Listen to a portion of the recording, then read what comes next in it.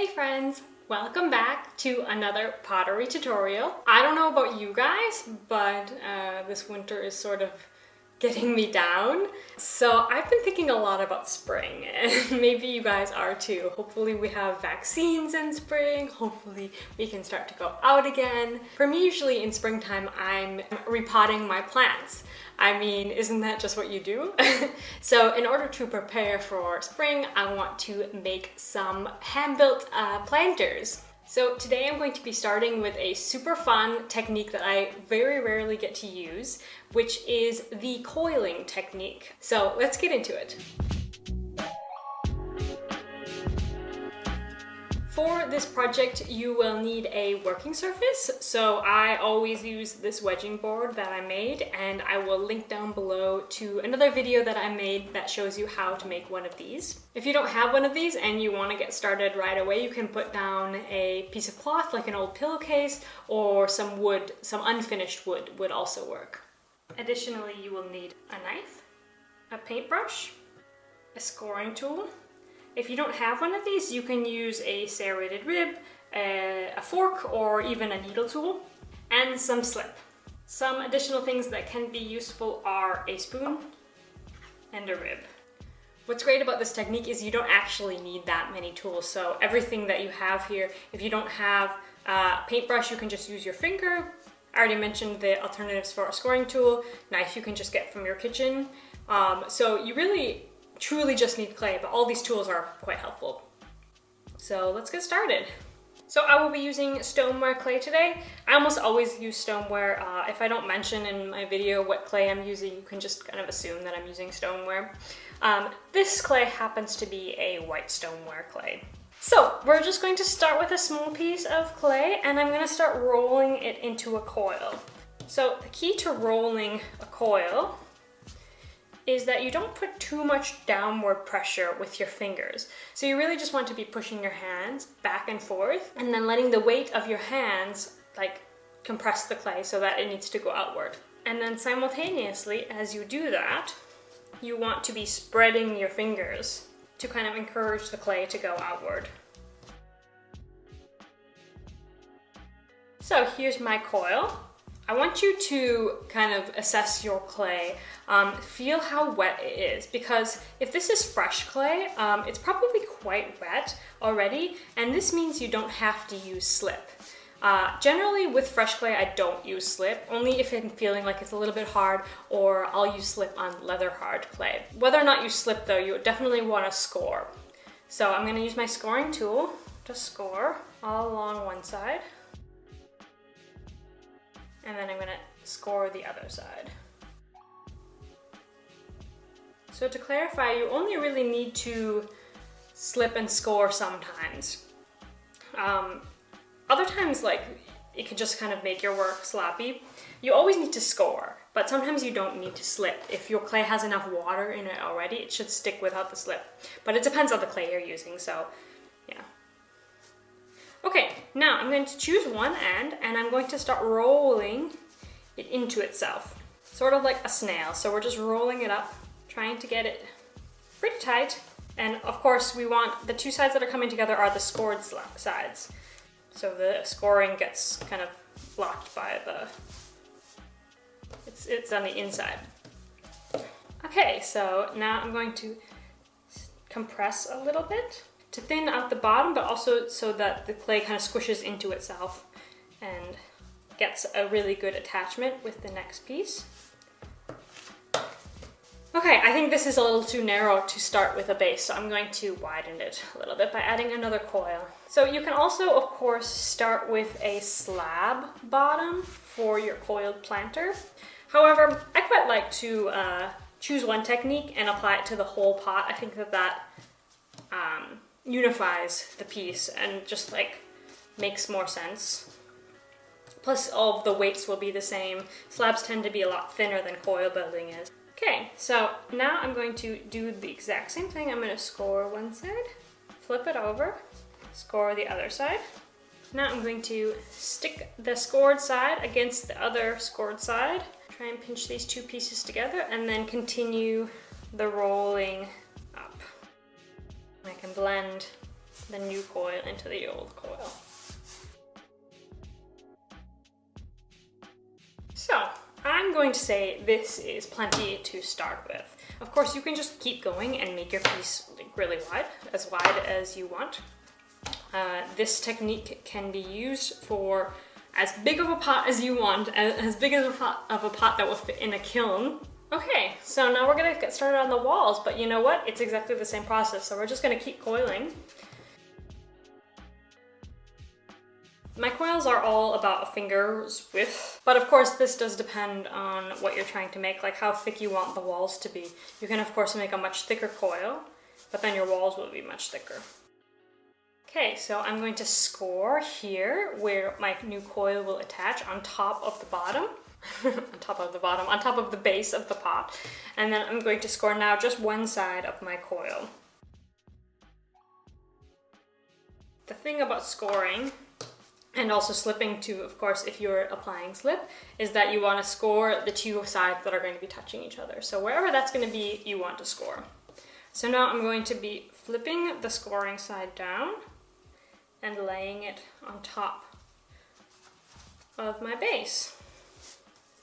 So I think I'm going to keep the coil look of my pot. I don't want to blend the coils in because I think that that will be quite cool, fun, and not something I normally make. But when you do this, you do want to smooth at least the inside down because that will help the coils to stick. So like what I'm doing here with my finger, I'm smoothing the coil into the base. You can do this on the outside too, but if you want to keep the look of the coil, you could just do it on the inside. So I just use my finger all the way around, pushing the coil down, and now I'm going to smooth that out a little bit by going along the coil. So I'm gonna continue my coiling. Now, I think I'm gonna do like a spiral all the way up. You can do stacks of coils or you can do a spiral. You can choose. But since I wanna do a spiral, I'm going to cut a little bit of this off so that the coil can easily go up and there's not gonna be this big bump. So here's where you want your knife. So I just beveled this a little bit so that the coil can make that jump easier.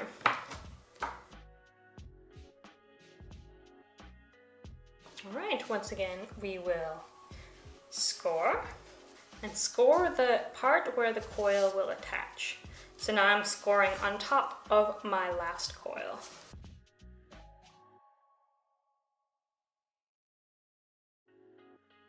And every time when I put the new coil on, I'm gonna push the coil, the top coil, downward into the previous one, because I wanna make sure the two scored sides are gonna kind of blend into each other, like stick to each other.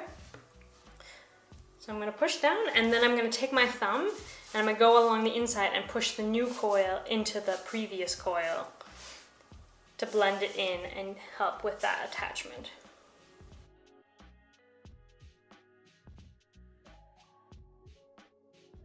Okay, my friends, so now we just repeat, repeat. I don't think you need me to continue explaining it. We'll just go fly through and speed up the video like.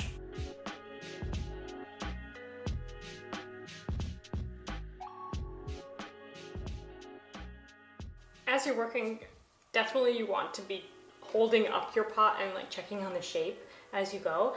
So this whole time I've been like going slightly out with my coils, but now I think I'm gonna slowly first go straight up and then curve it in a little bit. And maybe add a flare on the top, I'm not sure yet. Let's see how it goes. But definitely when I'm checking your shape a little bit, because these coil pots, they can tend to get away from you while you're working. So yeah, keep in mind what you want to be making.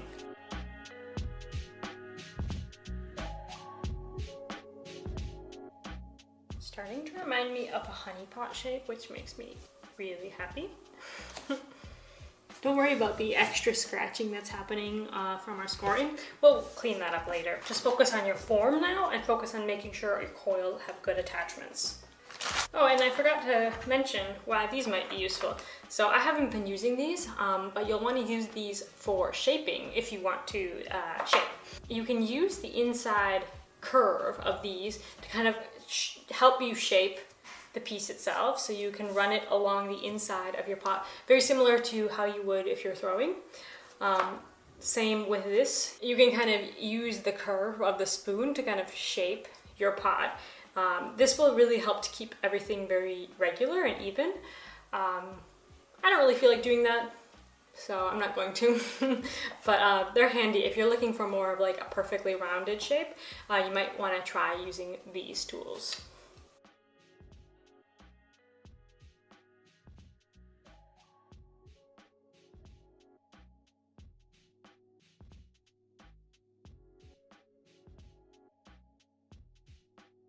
So I'm thinking I'm getting basically to the height that I want to get it to. Now I want to try and make this flat. So I'm kind of looking for the transition. I'm going to end the last coil here. So I just need one more coil. But I'm going to add a little rim. I decided instead of flaring out the top, I'm going to just put an extra thick coil along the top. I think that might look cool. Let's see. Well, I'll make it, we'll hold it up and we'll see how it looks. But first, one smaller coil to even out the rim. This clay is a very smooth, grogless clay. That's not the best for making coil pots. So like, I think if I made this any taller, it would start sagging.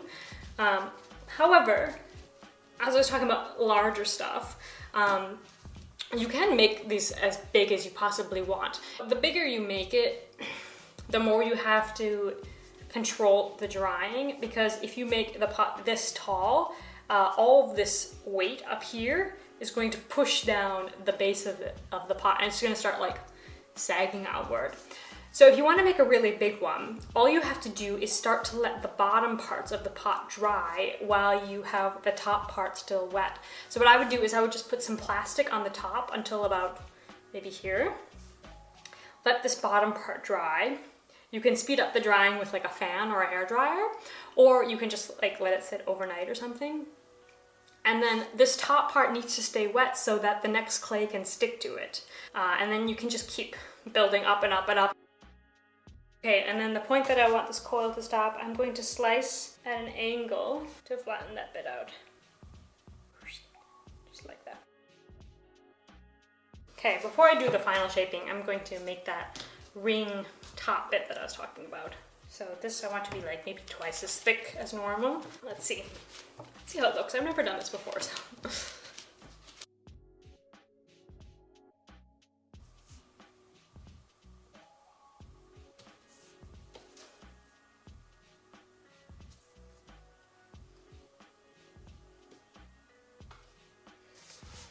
Okay, it's okay. It's not looking how I expected it to look. I think I'm gonna just let this thick coil be like a normal coil. I'm not gonna flare it out anymore because that looks stupid. I'm going to kind of have it like subtly thicker than the rest of them.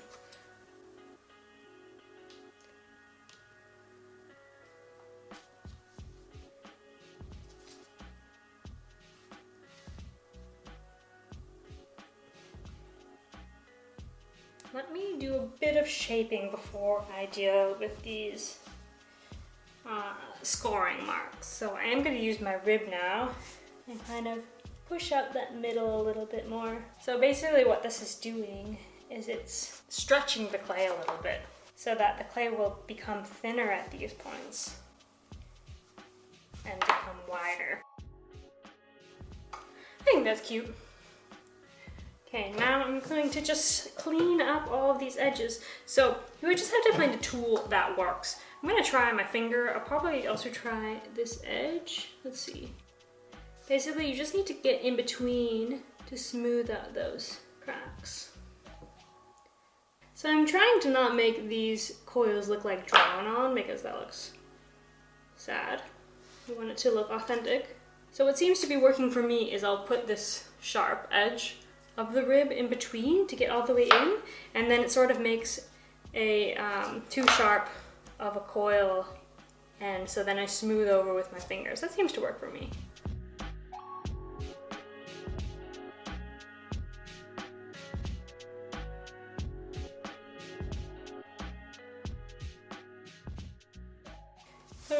tidying up your piece until you're basically happy with it. Be careful while you're doing so that you don't mess up your form. So keep checking while you smooth. Don't overlook the overall picture. Don't get caught up in the details. If you're finding that your clay is really sticky and doesn't smooth very well, you can also let it sit for an hour or two to let it dry out a bit before you go over it again. Okay. So last I want to put a hole in the bottom of my pot because I like my pots to have holes in them so my plants can drain. I'm gonna use a needle tool for this. I know I didn't say that you needed a needle tool in the beginning. You can also use your knife, and I'm just gonna draw a little circle in the middle of my pot. I'm just gonna keep drawing that same circle around and around until I get all the way through. Okay, I'm super happy with this. Now I can sign it if I want to. I'm gonna go ahead. Oh, no, I hate signing with a needle tool. I much prefer signing with a pencil. All right, here's our pot. So the last things I wanted to say before we fast forward to the result is as always, when drying your pots, you want to let them sit with the top facing down, so just like this. This ensures that all sides of the pot are able to dry evenly. If you had the pot like right side up, the bottom wouldn't get any air, so it wouldn't dry out. So this helps everything to dry evenly. When everything dries evenly, that stops cracks from happening. So now I'm just gonna let this dry out until it's completely dried out. It will take about a week, and then I'll pop it into the whisk kiln. And then I'll glaze it, and then I will pop it back into the kiln for a high fire, and then I'll be back with the results right now.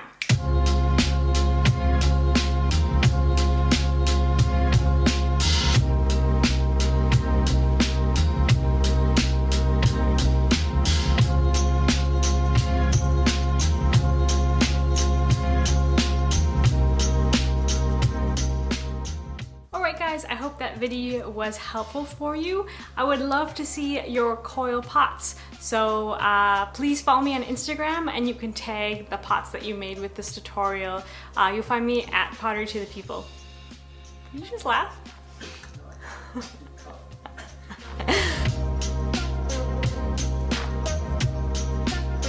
How do you say that?